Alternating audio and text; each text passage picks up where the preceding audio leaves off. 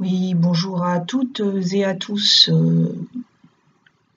Tout le monde a dû entendre maintenant parler dans l'actualité du fameux accident de la route qui a été provoqué par l'humoriste Pierre Palmade.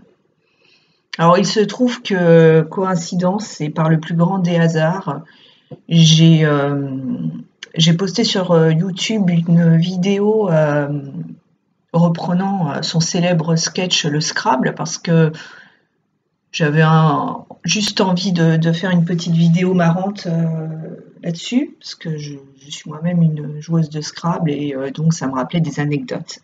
Donc voilà, c'était pour dire qu'en fait,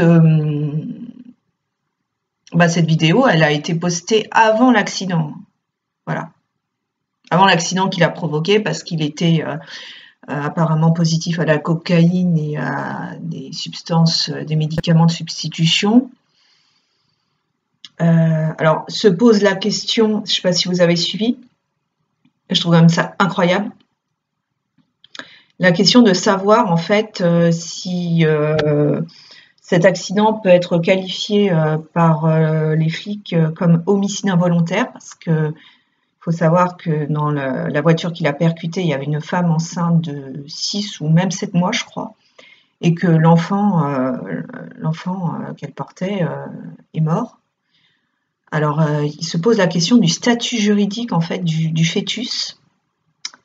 Donc en fait, je vous lis un article. Voilà. De savoir en fait si le fœtus, lorsqu'il a été extrait du ventre de sa mère, était vivant ou mort.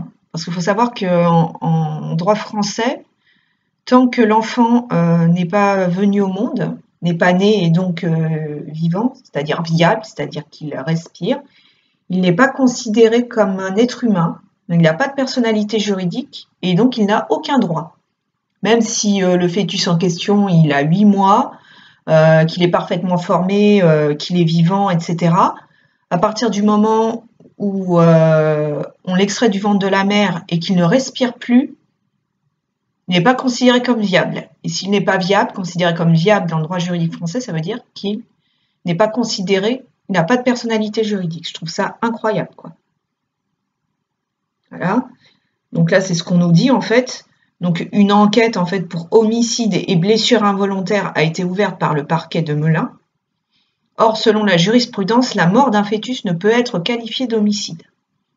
En revanche, si l'accident a provoqué la naissance prématurée de l'enfant et que celui-ci est décédé peu après, c'est-à-dire après la naissance, la qualification d'homicide involontaire peut être retenue. C'est-à-dire qu'en fait, au moment de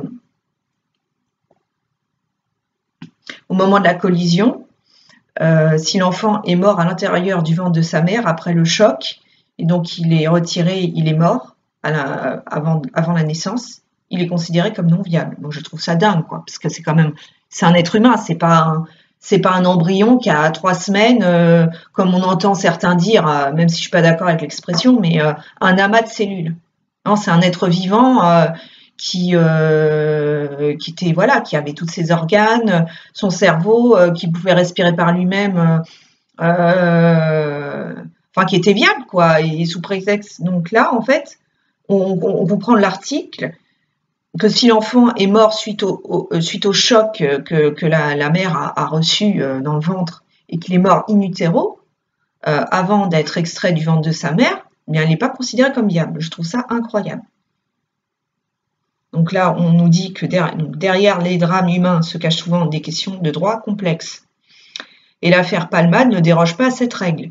Samedi après-midi, le parquet de Melun a annoncé l'ouverture d'une enquête des chefs d'homicide et blessures involontaires par conducteur ayant entraîné une incapacité totale de travail supérieure à 3 mois. Donc ça, c'est valable pour la mère, pour l'enfant de 6 ans et pour, je crois, c'est son frère ou son beau-frère, l'autre personne, le conducteur du véhicule âgé de 40 ans. Donc le bilan humain est lourd. Les 3 passagers, dont un enfant qui se trouvait à bord, ont été grièvement blessés. L'une des victimes enceinte a perdu son enfant. Donc il s'agit de savoir quel est le statut de ce fœtus. Donc reste que les qualifications retenues par le parquet ont surpris nombre d'observateurs. Le décès de ce fœtus, aussi dramatique soit-il, peut-il être considéré comme un homicide involontaire? Alors la jurisprudence pourtant est très claire sur ce point. Donc là on nous cite la jurisprudence, c'est-à-dire un arrêt de la chambre criminelle de la Cour de cassation, donc la plus haute juridiction française datant de 1999, et confirmé en 2001, la mort d'un fœtus ne peut être qualifiée d'homicide. Même si celui-ci était viable au moment du décès, même si le terme était proche. Ce qui là, en l'espèce, est le cas puisque la mère était enceinte de 7 mois. Donc effectivement qu'elle était quand même pas très loin du terme. Tant qu'un enfant n'est pas né, il n'est pas considéré comme un être humain à part entière. Il n'a pas de personnalité juridique et ne peut donc pas être reconnu comme victime. Explique un avocat spécialisé dans les délits routiers. En 2014, pourtant, un automobiliste a été condamné par le tribunal correctionnel de Tarbes pour homicide involontaire sur un fœtus.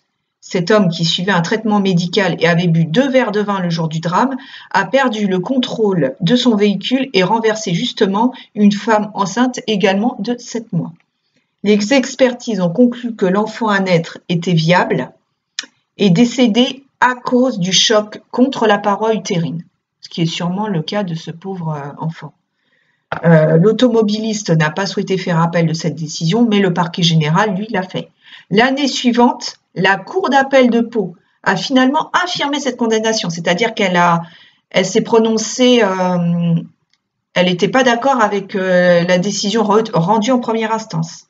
Elle a invalidé cette décision. Et dans son arrêt de 2001, la Cour de cassation reconnaît des incohérences et des inéquités dans cette distinction pénale. Difficile en effet de comprendre qu'un fœtus décédé quelques secondes avant la naissance ne puisse pas être reconnu victime d'homicide involontaire, alors que s'il était décédé quelques instants après, il l'aurait été. Ah oui, c'est complètement invraisemblable. Reste que selon maître Frank Samson, dans les faits, cette distinction n'a finalement que peu d'impact sur la peine. En effet, si la notion d'homicide involontaire est retenue, Pierre Palmade encourt jusqu'à 10 ans de prison. Sinon, il risque 3 ans. D'expérience, c'est-à-dire dans les faits, comment les peines sont effectivement appliquées par les tribunaux, il est très rare dans la réalité des faits que les affaires d'homicide involontaire se soldent par de la prison ferme. Donc en général, c'est du sursis. Et ce même en cas de consommation, donc de circonstances aggravantes, en consommant des produits stupéfiants, ce qui est le cas là de Pierre Palmade. Voilà. Donc effectivement, moi je trouve ça assez révoltant et complètement injuste